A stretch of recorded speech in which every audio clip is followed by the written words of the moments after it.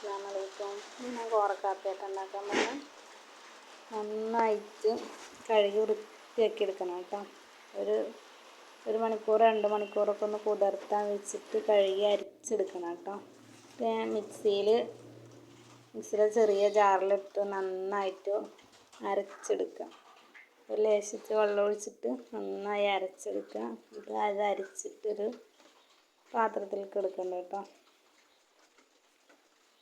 അതിൻ്റെ പാലൊക്കെ നന്നായിട്ട് അരിച്ചെടുക്കണം കേട്ടോ. 2-3 പ്രാവശ്യം അരിച്ചെടുക്കുന്നുണ്ട്. കുതിർന്ന വേഗം അരഞ്ഞ് കിട്ടും. അല്ലെങ്കിൽ പിന്നെ ആ ഉമിയിൽ കോറൻ്റെ ഇതൊക്കെ പോകും കേട്ടോ. കുതിർത്തിയിട്ട് വേണം അരിച്ചെടുക്കാൻ കേട്ടോ. ഇത് വൈകുന്നേരമൊക്കെ ചായക്ക് പകരം, മഴക്കാലമല്ലേ, തണുപ്പൊക്കെ അല്ലേ, കുട്ടികൾക്കും വയസ്സായവർക്കും ഈ കാല് കടച്ചിലുള്ളവർക്കൊക്കെ നല്ലതാട്ടോ. ഒരുപാട് ആരോഗ്യ ഗുണങ്ങളുള്ള സാധനമാണല്ലോ.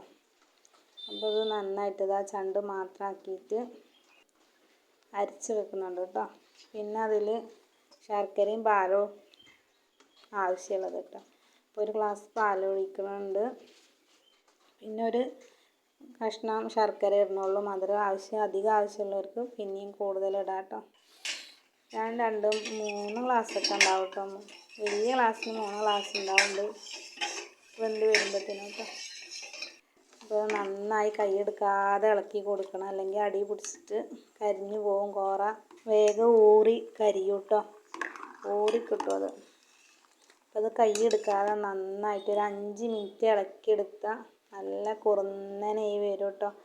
സ്റ്റവ് അധികം സ്പീഡിൽ കത്തിക്കാതെ ഒരു മീഡിയം ഫ്ലെയിമിലിട്ടിട്ട് നന്നായിട്ട് കുറുക്കിയെടുക്കാം കേട്ടോ.